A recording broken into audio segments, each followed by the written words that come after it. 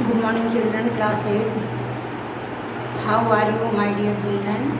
बच्चों, मैं आज हिंदी में पाठ 4 भोजन और स्वास्थ्य। भोजन जो आप ग्रहण करते हो सुबह दोपहर शाम। स्वास्थ्य आपका शरीर उत्तम। जो व्यक्ति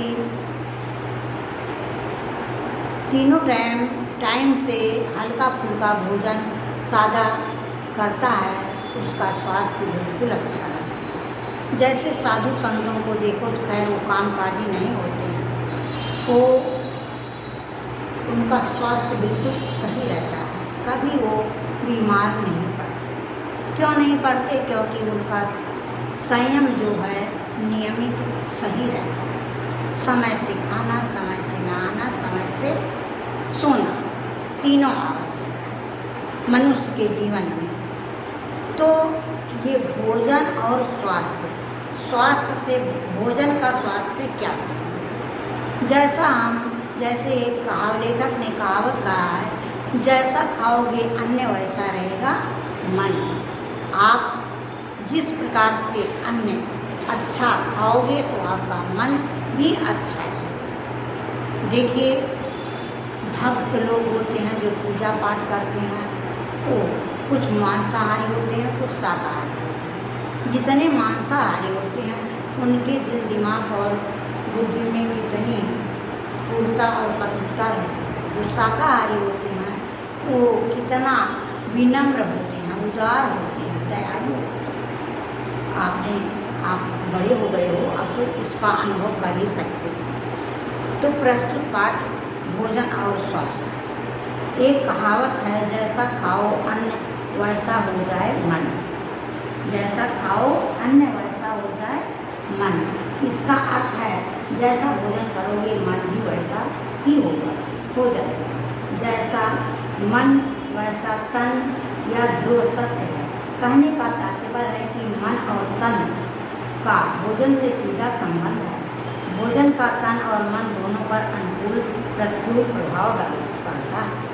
जैसा कि मैंने अभी बताया, भोजन के विषय में हमारे आयुर्वेद ग्रंथों ने हित भूख, मित भूख और हित भूख। हित भूख मतलब होता है हितकारी भोजन। मित भूख होता है जो बिना मन के खाया जाए। ऋत भोग होता है कि सैनिक। हित भूख का अर्थ है कि हम जो भोजन करें वो हितकारी हो। हितकारी भोजन वह होता है जो खूब भूख लगने पर रुचि से किया जाए, जो अच्छी तरह पच जाए, ताकि शरीर में रक्त निर्माण का, रक्त संचार का काम सुगम हो। सहज सुपाच्य भोजन सबसे उत्तम भोजन है। रुचिकर भोजन को स्वाद में ठूस कर खा लिया जाए, यही हित भूख होता है, यानी वो हित में नहीं होता है।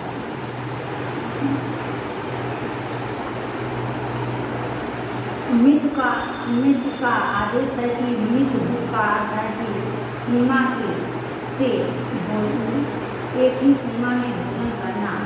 भूख लगने पर खाना, भूख से अधिक ना खाना, कुछ कर ना खाना, इतना ही ना खा लेना कि खाने के बाद चला भी ना जाए।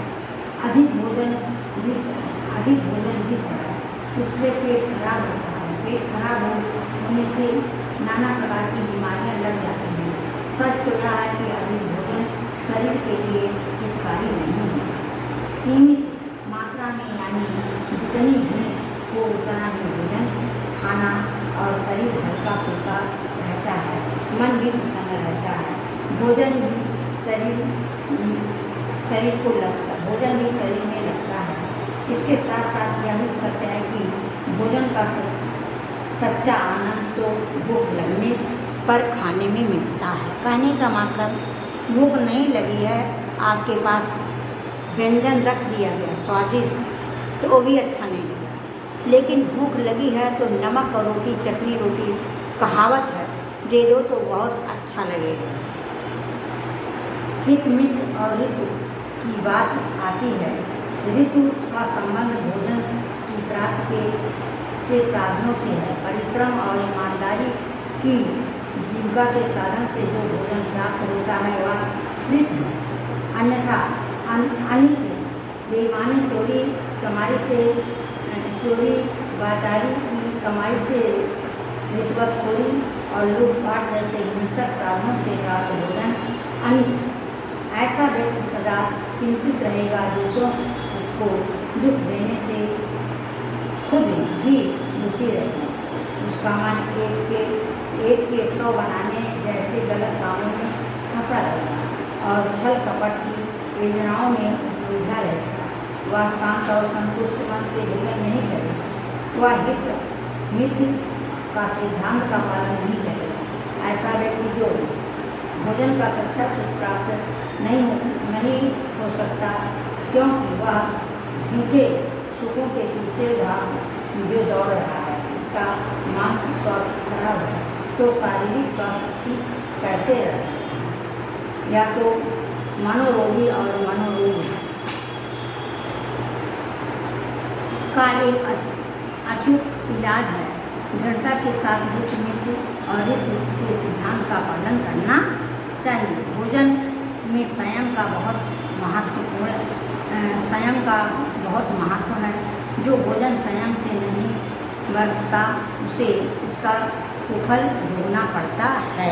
संयम से मतलब जैसे जितना भूख लगे उतना खाओ, जायकेदार है, अच्छा है तो ठूस के ना खाओ कि लैट्रिन आने लगे, और तुम बार बार जितना खाए हो उसका दुगना भी तुम्हारा स्वास्थ्य खराब होगा। इसी तरह से भोजन खाने से पूर्व हमें हाथ की सफाई, खाने का स्थान की सफाई, बर्तन की सफाई, गिलास की सफाई, पानी स्वच्छ भोजन हो, स्वच्छ बर्तन में बना हो, रसोई घर साफ हो, इस तरह से तमाम सारी प्रक्रिया करना चाहिए। रसोई घर में भोजन बैठ के नहीं खाना चाहिए, रसोई घर से कुछ दूरी पर खाना चाहिए, क्योंकि उसके गर्माहट से आपका स्वास्थ्य और बिगड़ेगा।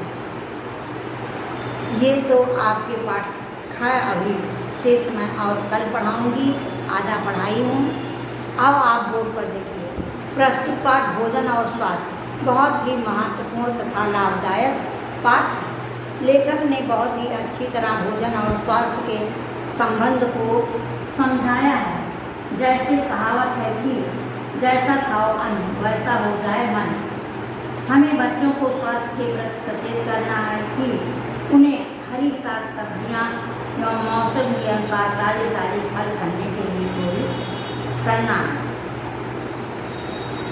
प्रोत्साहित करना है। भोजन ही संसार का आधार है।